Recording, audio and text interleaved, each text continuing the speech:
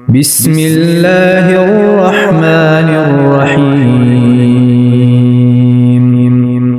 تبارك الذي بيده الملك وهو على كل شيء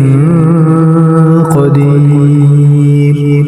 الذي خلق الموت والحياة ليبلوكم أيكم أحسن عملا وهو العزيز الغفور الذي خلق 7 سماوات طباقا ما ترى في خلق الرحمن من تفاوت فارجع البصر هل ترى من فطور ثم ارجع البصر كرتين ينقلب إليك البصر خاسئا وهو حسير ولقد زينا السماء الدنيا بمصابيح وجعلناها رجوما للشياطين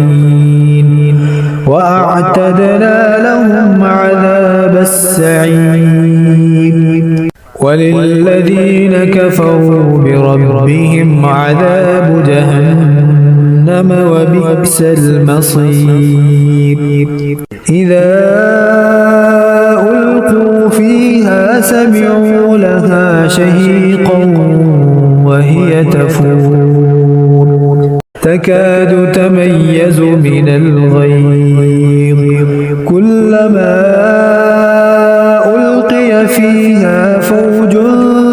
سألهم خزنتها ألم يأتكم نذير قالوا بلى قد جاءنا نذير فكذبنا وقلنا ما نزل الله من شيء إن أنتم إلا في ضلال كبير وقالوا لو كنا نسمع أو نعقل ما كنا في أصحاب السعير فاعترفوا بذنبهم فسحقا لأصحاب السعير إن الذين يخشون ربهم بالغيب لهم مغفرة وأجر كبير وأسروا قولكم أو اجهروا به إنه عليم بذات الصدور ألا يعلم من خلق وهو اللطيف الخبير هو الذي جعل لكم الأرض ذلولا فامشوا في مناكبها وكلوا من رزقه وإليه النشور أأمنتم من في السماء أن يخسف بكم الأرض فإذا هي تمور أم أمنتم من في السماء أن يرسل عليكم حاصبا فستعلمون كيف نذير ولقد كذب الذين من قبلهم فكيف كان نكير أولم يروا إلى الطير فوقهم صافات ويقبضن ما يمسكهن إلا الرحمن إنه بكل شيء بصير أمن هذا الذي هو جند لكم ينصركم من دون الرحمن إن الكافرون إلا في غرور أمن هذا الذي يرزقكم إن أمسك رزقه بل لجوا في عتو ونفور أفمن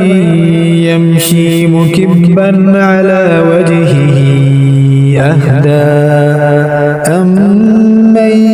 يمشي سويا على صراط مستقيم قل هو الذي أنشأكم وجعل لكم السمع والأبصار والأفئدة قليلا ما تشكرون قل هو الذي ذرأكم في الأرض وإليه تحشرون ويقولون متى هذا الوعد إن كنتم صادقين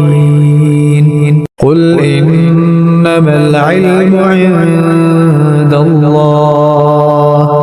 وإنما أنا نذير مبين فلما رأوه زلفة سيئت وجوه الذين كفروا وقيل هذا الذي كنتم به تدعون قل أرأيتم إن أهلكني الله ومن معي أو رحمنا فمن يجير الكافرين من عذاب أليم قل هو الرحمن آمنا به وعليه توكلنا فستعلمون من هو في ضلال مبين قل أرأيتم إن أصبح ماؤكم غورا فمن يأتيكم بماء معين